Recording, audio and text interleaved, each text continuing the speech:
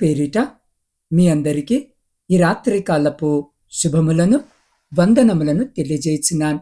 ప్రియులారా, ఈ రాత్రి పరిశుద్ధ లేఖన భాగమును మనము చదివినట్లయితే, యేసు కన్నులు పైకెత్తి, తండ్రి, నీవు నా మనవి వినినందున నీకు కృతజ్ఞతాస్తుతులు చెల్లించుచున్నాను. యోహాను సువార్త 11వ అధ్యాయము 41వ వచనం. ప్రియులారా, ఈ రాత్రి వాక్య ధ్యానములోనికి వెళ్లే ముందు తలలు వంచి చిన్న ప్రార్థన చేసుకుందాం. మహా పరిశుద్ధుడవైన మా పరలోకపు తండ్రి, ఈ ప్రశాంతమైన రాత్రి వేళ నీ పాద సన్నిధికి వస్తున్నాం. అయ్యా, పగలంతా నీ రెక్కల చాటున మమ్మల్ని కాపాడి ఇప్పుడు మీ వాక్యాన్ని ధ్యానించుకోవడానికి మాకిచ్చిన ఈ సమయాన్ని బట్టి వందనాలు. ప్రభువా, ఇప్పుడు మేము చదువుకున్న మీ మాటల ద్వారా మాతో మాట్లాడండి. మా హృదయాలను తెరవండి. మా చుట్టూ ఉన్న ఆందోళనను పక్కన పెట్టి మీ స్వరాన్ని వినే కృపను మాకు ప్రసాదించండి. మీ ఆత్మ సహాయముతో ఈ వాక్యాన్ని మా జీవితాలకు అన్వయించుకోవడానికి సహాయం చేయండి. వాక్యాన్ని అందిస్తున్న నీ దాసుడనైన నన్ను నీ సిలువ చాటున మరుగుపరుచుకొని వినగలిగే చెవులను, గ్రహించగలిగే హృదయమును మాలో ప్రతి బిడ్డకు దయచేయమని మా ప్రభువును మీ ప్రియకుమారుడైన యేసు క్రీస్తు నామమున అడిగి పొందుకొని ఉన్నాము తండ్రి, ఆమెన్. ప్రియులారా, చదవబడిన లేఖన భాగము మనము పరిశీలన చేస్తే ఈ సందర్భము ఎంతో అద్భుతమైనది. లాజరు చనిపోయి 4 రోజులైంది. సమాధి దగ్గర అందరు ఏడుస్తున్నారు, నిరాశలో ఉన్నారు. కానీ అద్భుతము జరగకముందే యేసు క్రీస్తు కృతజ్ఞతాస్తుతులు చెల్లిస్తున్నారు. ప్రియులారా, సాధారణముగా మనం ఏదైనా పొందుకున్న తర్వాతే కృతజ్ఞతలు చెప్తాము. కానీ యేసు ప్రభు ఇక్కడ మనకు ఒక గొప్ప పాఠాన్ని నేర్పుతున్నారు. ప్రార్థన ఆలకించబడింది అనే సంపూర్ణ విశ్వాసముతో ముందే కృతజ్ఞత తెలపడము. ప్రియులారా, ఈ రాత్రి జీవాక్యము వినుచున్న మీ జీవితంలో కూడా సమాధి వంటి చీకటి పరిస్థితులు ఉన్నాయా? అయితే ఈ రాత్రి మనము నేర్చుకోవలసింది ఏమిటంటే, సమస్య వైపు కాకుండా కన్నులు పైకెత్తి తండ్రి వైపు చూడటము. దేవునికి కృతజ్ఞత స్తుతులు మనం ఎల్లప్పుడూ చెల్లించే వారముగానే ఉండాలి. ఆయన మనకిచ్చిన ఈ జీవితమును బట్టి ఆయనను నిత్యము అనుదినము మనల్ని కాపాడుతున్నందుకు, మనల్ని శక్తితో బలముతోనూ నింపి నడిపిస్తున్నందుకు దేవునికి మనం ఎల్లప్పుడూ కృతజ్ఞతాస్తుతులు తెలియజేయాలి. ఎవరైనా మనకు సహాయం చేస్తే మనము చెప్పే మొదటి మాట ఏంటి అనంటే కృతజ్ఞత అనే కదా. ఒక మాట మనకు సహాయం చేసిన వారికి సంతోషాన్ని కలిగిస్తుంది. మరి దేవునికి మనము చాలాసార్లు కృతజ్ఞతలు చెప్పలేకపోతున్నాం. మనం ఆ ప్రభువుకే కృతజ్ఞతలు చెప్పాల్సిన పరిస్థితి వస్తే రోజులో ఎన్నిసార్లు ఆయనకు కృతజ్ఞతాస్తుతులు చెప్పాల్సి వస్తుందో తెలుసా? ప్రతి క్షణము ఆయనకు కృతజ్ఞతలు చెప్పాలి. ఎందుకంటే మా జీవితాల్లో దేవుడు ఏ అద్భుతము చేయలేదు కదా అని కొందరు అనుకోవచ్చు. కానీ ప్రియులారా, అటువంటి వారు గ్రహించాల్సింది ఏంటి అనంటే, నీకు కనబడే అద్భుతము కాదు, నీకు కనిపించని అద్భుతాలు దేవుడు ఎన్నో నీ జీవితంలో జరిగిస్తూ ఉన్నాడు. నీవు సజీవంగా ఉన్నావంటే అది దేవుని యొక్క అద్భుతమే. నీవు వార్తలు చూసుకుంటూ ఎవరో చనిపోయారు, ఎక్కడో యాక్సిడెంట్ అయిందని విని అయ్యో పాపం ఎంత ఘోరం జరిగింది అంటావు కదా. ఆ యాక్సిడెంట్లో నువ్వు లేకపోవడమే ఒక అద్భుతం. ఎందరో ఈ లోకములో మోసపోతున్నారు, అటువంటి మోసములో నువ్వు లేవు కదా, అదే అద్భుతం. ఎంతో మంది ఒక పూట తిండికి కూడా నోచుకోలేనటువంటి పరిస్థితులు ఉన్నాయి కదా, అటువంటి వారిలో నువ్వు లేకపోవడమే ఒక అద్భుతం. ఇలా చెప్పుకుంటూ పోతే ప్రియులారా, ప్రతి విషయంలో దేవునికి మనము స్తుతి అర్పణలు చెల్లిస్తూనే ఉండాలి. అయితే ఈ రాత్రి వాక్య భాగములో ప్రభువైన యేసు క్రీస్తు వారు కన్నులు పైకెత్తి, నా మనవి వినినందుకు తండ్రి, నీకు కృతజ్ఞతాస్తుతులు చెల్లిస్తున్నాను అనే మాటను మనము చూడవచ్చు. ప్రియులారా, యేసయ్య శరీర రూపధారి అయి ఈ లోకానికి వచ్చిన కారణములో ఒక ప్రధానమైనటువంటి కారణము మనకు మాదిరిని నేర్పించడానికి ఆయన దేవుడయుండి మానవుని వలె కూడా ఈ లోకములో జీవించాడు. ఈ లోకములో జీవించాడని మనము మర్చిపోకూడదు. ప్రభు ఎందుకు కృతజ్ఞతాస్తుతులు చెల్లిస్తున్నాడు, తండ్రి అయిన దేవుడు ఏ మనవిని విని ఉన్నాడు అని మనము చూస్తే మనం ఒక విషయాన్ని గ్రహించవచ్చు. అదేంటి అంటే, యేసయ్య అద్భుతము చేయబోయే ముందు ఈ మాటలు పలికాడు అని, ఇంకా దేవుని కార్యము జరగకముందే, ఇంకా అక్కడ ఎటువంటి సూచక క్రియలు జనులు చూడకముందే ప్రభు కృతజ్ఞత స్తుతులు చెల్లించాడు. మనమలా చెల్లించాలి అని నేర్పిస్తున్నాడు. మార్త మరియ సహోదరుడైన లాజరు చనిపోయాడు అని ఆ ప్రాంతమంతా తెలుసు. యేసయ్య చనిపోయిన 4వ రోజు అక్కడికి వచ్చినప్పుడు అందరూ ఓదార్చడానికి యేసయ్య వచ్చాడు అని అనుకున్నారు. కానీ ప్రియ సహోదరి సహోదరులారా, ఆయన వచ్చింది చనిపోయిన లాజర్ని తిరిగి లేపడానికి వచ్చాడని ఎవరికి తెలియదు. ప్రభువైన యేసు లాజర్ను సజీవముగా లేపకముందే కృతజ్ఞతాస్తుతులు చెల్లిస్తూ అనినటువంటి మాట, తండ్రి నా మనవి విన్నందుకు స్తుతులు అని. అప్పటికి ఇంకా లాజరు లేవలేదు, అక్కడ ఏ అద్భుతము జరగలేదు. కాని ముందే కృతజ్ఞతలు చెల్లించాడు. దాని తర్వాత లాజర్ను యేసయ్య సజీవముగా లేపాడు. ఈ రాత్రి ఈ వాక్యము వింటున్న ప్రియ సహోదరి సహోదరుడా, ప్రభు ఈ రాత్రి మనకు నేర్పిస్తున్న విషయం ఏంటో తెలుసా? మన జీవితాల్లో మనము దేవుని కార్యాలు చూడకముందే, ఆయన కార్యము చేయకముందే మనము కృతజ్ఞతలు చెల్లించాలి అని. అవును, దేవుని కార్యము జరిగిన తర్వాత కాదు, జరగక ముందే నీవు దేవుణ్ణి స్తుతించాలి. ప్రభువును నమ్మి విశ్వాసముతో ఆయనకు కృతజ్ఞతలు చెల్లించాలి. ఈ రాత్రి నీకు అనారోగ్యముగా ఉన్నదేమో, భయంకరమైన వ్యాధితో బలహీనతతో బాధపడుతున్నావేమో, సమస్యల వలయములో చిక్కుకొని పోయావేమో. దేవునికి కృతజ్ఞతలు ముందుగానే చెప్పు. అనారోగ్యము తీసివేసినందుకు వందనాలు ప్రభువా అని పలుకు. నా సమస్యలు తొలగించినందుకు స్తుతులు ప్రభువా అని ప్రకటించు. నువ్వున్న అప్పులలో నుండి బయటపడకముందే నా అప్పులన్నిటినీ తీసివేసినందుకు కృతజ్ఞతలు తండ్రి అని మాట్లాడు. ఏ విషయంలోనైతే నువ్వు విజయము చూడాలి అని అనుకుంటున్నావో ఆ విషయంలో విజయము వచ్చిందని ముందే నమ్ము. ఆయన నీ మనవిని ఆలకించాడని గ్రహించి స్తుతులు చెల్లించు. అప్పుడు తప్పకుండా ప్రియ సహోదరి సహోదరుడా, జాగ్రత్తగా విను, నీ కార్యము నెరవేరి తీరుతుంది. అద్భుతాలు నువ్వు చూడగలుగుతావు. నువ్వనుకున్న ప్రతి కార్యము తప్పకుండా జరిగి తీరుతుంది. కాబట్టి నీ ప్రార్థన ఎప్పుడు కృతజ్ఞతతో కూడినదై ఉండాలి అని గ్రహించి దేవునిపై నమ్మకముంచి ముందుకు సాగు. ఈ రాత్రి ప్రియ సహోదరి సహోదరుడా, మీరు నిద్రపోవడానికి ముందు ఒక్కసారి ఆలోచించండి. లాజర్ను బ్రతికించడము యేసయ్యకు ఎంత సులువో, మీ కష్టాలను తీర్చడము కూడా ఆయనకంతే సులువు. మీరు చేయవలసిందల్లా ఆయనలాగా తండ్రిపై పూర్తి నమ్మకం ఉంచడమే.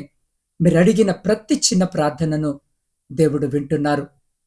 తండ్రిపై పూర్తిగా నమ్మకం ఉంచడమే.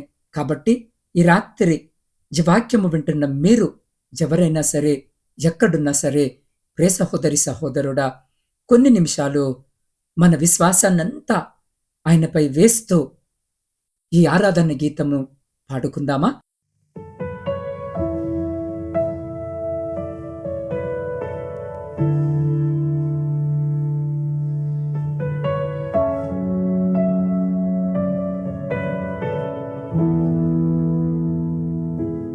కన్నులు పైకెత్తి చూచుచున్నాను,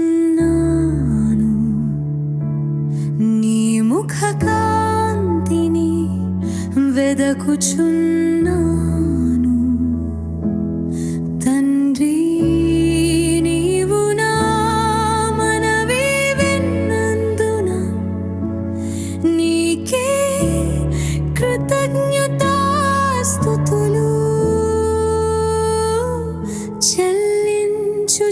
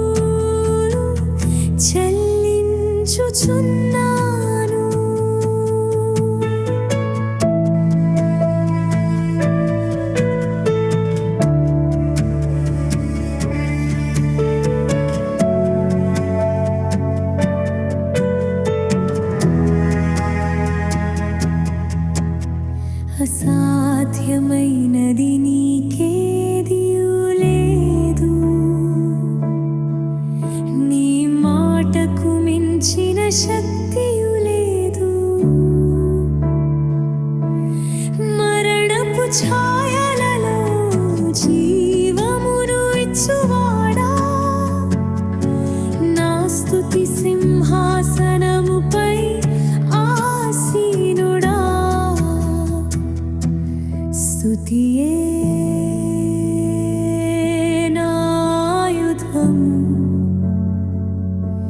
స్తుతియే నా విజయము.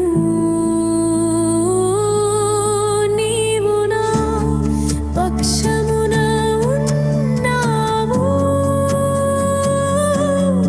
ఇంక భయమేలా నా తండ్రి. కన్నులు పైకెత్తి చూచుచున్నాను, నీ ముఖ కాంతిని వెదకుచున్నాను. తండ్రి, నీవు నా మనవి విన్నందున నీకే కృతజ్ఞతాస్తుతులు చెల్లించుచున్నాను.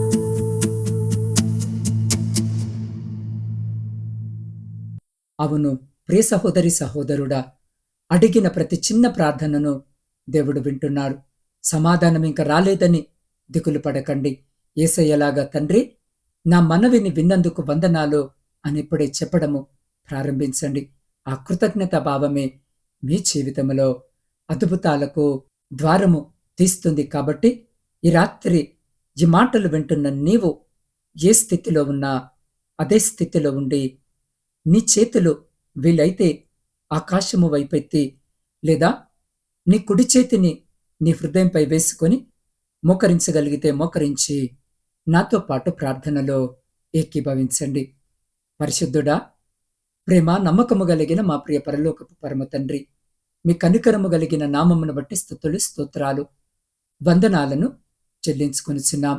దేవా, ఈ రాత్రి అద్భుత రీతిగా మీ లేఖన భాగము ద్వారా మాతో మాట్లాడిన మీ శ్రేష్టమైన మాటను బట్టి మీకే కృతజ్ఞత వందనాలు చెల్లించుకొనిచున్నాం.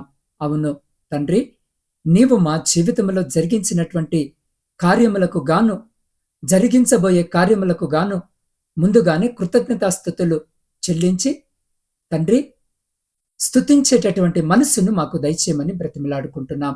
అయ్యా, ఈ రాత్రి మేము బ్రతికున్నామంటే అది కేవలము మీ యొక్క కృప ప్రభువా.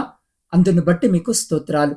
అయ్యా, ఈ రాత్రి ఎందరైతే బిడ్డలు వాక్యము విని ఉన్నారో ప్రతి బిడ్డను తండ్రి మీకు కృతజ్ఞతాస్తుతులు చెల్లించేటటువంటి మనస్సును వారికి మీరు అనుగ్రహించమని మీ పాద సన్నిధిలో వేడుకొనుచున్నాం. దేవా, ఈ రాత్రి ప్రయాణాలు చేస్తున్న ప్రతి బిడ్డ ప్రయాణములో మీరు తోడుగా ఉండండి. క్షేమకరమైన ప్రయాణము ప్రతి బిడ్డకు దయచేయండి. శారీరక మానసిక బలహీనతలతో ఉన్న ప్రతి బిడ్డను ముట్టి సంపూర్ణ స్వస్థతను, మంచి ఆరోగ్యమును దయచేయమని వేడుకొంచున్నాం. దేవా, వ్యవసాయదారులను జ్ఞాపకం చేసుకోండి. వారు చేస్తున్న పనంతటిని ఆశీర్వదించండి. ఉద్యోగము లేని ప్రతి బిడ్డకు ఉద్యోగము దయచేయండి. విద్యార్థులను జ్ఞాపకము చేసుకోండి. పరీక్షల కొరకు సిద్ధపడుతుండగా, పరీక్షలు రాస్తూ ఉండగా కావలసిన మంచి జ్ఞానము, జ్ఞాపక శక్తి అయ్యా కొడికి గాని ఎడమకు గాని తొలగిపోకుండా మీ కృపలో బిడ్డలను భద్రపరిచి ముందుకు నడిపించమని వేడుకొంచున్నాం. దేవ, కుటుంబ పోషణకై కుటుంబాలను వదిలి పరాయి దేశంలో ఉద్యోగాలు చేసుకుంటున్న ప్రతి సహోదరుని జ్ఞాపకము చేసుకోండి. వారున్న స్థితిని ఎరిగిన దేవుడు వింటున్నావు. వారి కష్టాలను చూస్తున్న దేవుడు వింటున్నావు. వారి చేతుల కష్టారితమును రెండంతలుగా ఆశీర్వదించండి. వారున్న చోట నా తండ్రి వారి యజమానుల పై అధికారుల దయను, కృపను పొందుకునే భాగ్యము దయచేయండి. ఒంటరిగా ఉంటూ ఉండగా నా తండ్రి ఒంటరితనం వారి దరి చేరకుండా, అనారోగ్యము వారి దరి చేరకుండా మీరే బిడ్డలకు తోడుండి ముందుకు నడిపించి వారిని, వారి కుటుంబాలను మీ కృపలో భద్రపరచండి. సైన్యంలో ఉండి దేశాన్ని కాపాడుతున్న ప్రతి సైనికుని చుట్టూ మీ కంచె వేసి ప్రతి శత్రు, ప్రతి అపాయం నుంచి మీరే బిడ్డల్ని కాపాడి వారిని, వారి కుటుంబాలను మీ కృపలో భద్రపరచండి. ఆర్థిక సమస్యలు, అప్పుల భారముతో నలిగిన స్థితిలో కన్నీరు విడుస్తూ ఈ రాత్రి మీ వైపు చూస్తున్న ప్రతి బిడ్డ జీవితంలో నుండి ప్రతి ఆర్థిక లేమిని, అప్పుల బంధకాలను తొలగించమని వేడుకొంచున్నాం. దేవా, గర్భఫలములు లేక కన్నీటితో ఈ రాత్రి మీ వైపు చూస్తున్న ప్రతి బిడ్డ గర్భాన్ని ముట్టి ప్రతి బిడ్డకు గర్భఫలము దయచేయమని వేడుకొంచున్నాం. మీ సేవకుల కొరకును, సేవకురాండ్రు వారి కుటుంబాలు, వారి పరిచర్య అంతటిని మీ పాద సన్నిధిలో పెడుతూ ఉండగా బిడ్డలను దీవించి ఆశీర్వదించి అయా మీ సువార్త పరిచర్య అందని ప్రతి ప్రాంతమునకు బిడ్డలను నడిపించి ఆ చోట మీ పరిచర్య అందించబడి అనేకులు మీ శిల్వ మార్గం వైపు నడిచే కృపను బిడ్డలకు దయచేయమని వేడుకొంచున్నాం. దేవ వృద్ధుల కొరకును, వితంతుల కొరకును, శ్రమలను అనుభవిస్తున్న ప్రతి బిడ్డ కొరకు ప్రార్థిస్తున్నాం. ఒంటరి జీవితాన్ని గడుపుతున్న బిడ్డల కొరకు ప్రార్థిస్తున్నాం. ఈ రాత్రి బిడ్డలకు తోడుండండి, కావలసిన సహాయం దయచేయండి. సొంత గృహాల కొరకు ఆశ కలిగి మీ వైపు చూస్తున్న ప్రతి బిడ్డ కోరికను తీర్చండి. దేవా, ప్రపంచంలో శాంతిని, సమాధానాన్ని కలిగించండి. విడిపోయిన విచ్ఛిన్నమైన ప్రతి కుటుంబాన్ని కట్టండి. వివాహాల కొరకు సిద్ధపడుతున్న, వివాహాలు జరగక, సరి అయిన సంబంధాలు రాక ఆశ కలిగి మీ వైపు చూస్తున్న ప్రతి బిడ్డ కూడా కావలసిన సహాయము దయచేయమని వేడుకొనిచున్నాం. దేవా, ఈ రాత్రి ప్రాముఖ్యంగా నాత్మీయ కుటుంబ సభ్యులందరినీ మీ పరిశుద్ధ పాదాల చింత పెడుతూ ఉండగా బిడ్డల చుట్టూ మీ కంచె వేసి అయ్యా వారి ప్రతి ప్రార్థన విజ్ఞాపనను మీరు ఆలకించి అంగీకరించి ప్రతి ప్రార్థనకు సమాధానము దయచేయమని వేడుకొంచున్నాం.